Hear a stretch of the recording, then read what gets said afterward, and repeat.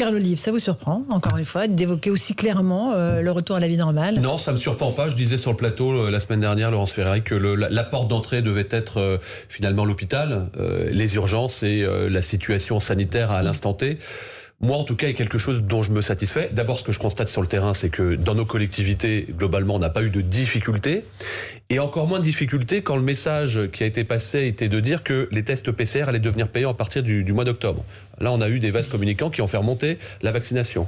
Typiquement, hier, 500 vaccinations chez Morissette à Poissy, le centre de communication. Morissette, c'était la première qui s'est fait vacciner. Hein. On a l'impression que c'est votre grand-mère, mais non, c'est Morissette. Ça aurait pu, peut-être. Elle est charmante. 500 personnes vaccinées, la moitié de jeunes entre 12 et 16 ans. Ça, c'est aussi un signe qui parle. Enfin, moi, je suis content qu'on aille sur de la territorialisation, parce que c'est ce que nous avions demandé au président de la République. Lorsque le virus circule un peu moins sur certaines régions, autant faire en sorte, je pense à la façade atlantique à l'époque, qu'on puisse enlever le masque et puis que les restrictions soient un peu plus apaisées. Amine El Khatmi, là-dessus, sur les mots du président Macron, l'optimisme, les jours heureux, ça y est, c'est reparti. Oui, je trouve qu'il s'avance un peu, le président de la République, parce que effectivement, on voit que la situation est plutôt contenue et même va en s'améliorant. Mais j'entends aussi les alertes, notamment des médecins, qui disent attention, les températures sont encore estivales, les gens sont dehors, ils ouvrent les fenêtres, ils mangent sur leur terrasse, et donc on peut pas dire aujourd'hui ce que sera la situation le 28 novembre, lorsqu'il fera sans doute 5 ou 10 degrés dans le pays. Et donc je trouve que il y a une espèce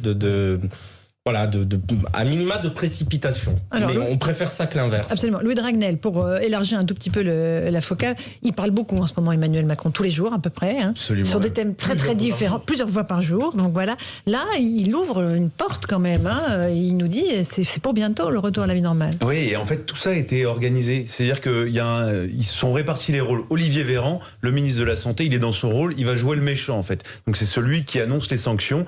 Et puis avec ce discours, les personnes soignants qui n'étaient pas vaccinés étaient prévenus. Ça y est, maintenant les sanctions vont tomber.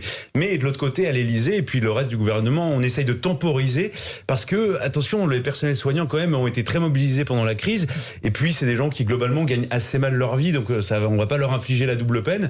Et donc, à l'Élysée, on essaye de trouver aussi des signes d'espoir, parce que il y en a en fait des signes d'espoir. Globalement, l'épidémie recule. On sait qu'on va aller, heureusement, et c'est une bonne nouvelle, vers plutôt un allègement des restrictions. Dans une dizaine de jours, il y aura une réunion organisée par l'exécutif avec tous les acteurs de la stratégie sanitaire, avec un objectif, effectivement, qui est de lever un certain nombre de restrictions. C'est un conseil de défense ? Non, alors ce sera peut-être la forme, je la connais pas, mais en tout cas, voilà, cette réunion, elle est calée à l'agenda, et donc l'objectif, c'est vraiment aussi de vendre un peu d'espoir, d'expliquer ce que Emmanuel Macron vient de dire et qu'on vient d'entendre, à savoir Emmanuel Macron, il se passerait bien du pass sanitaire.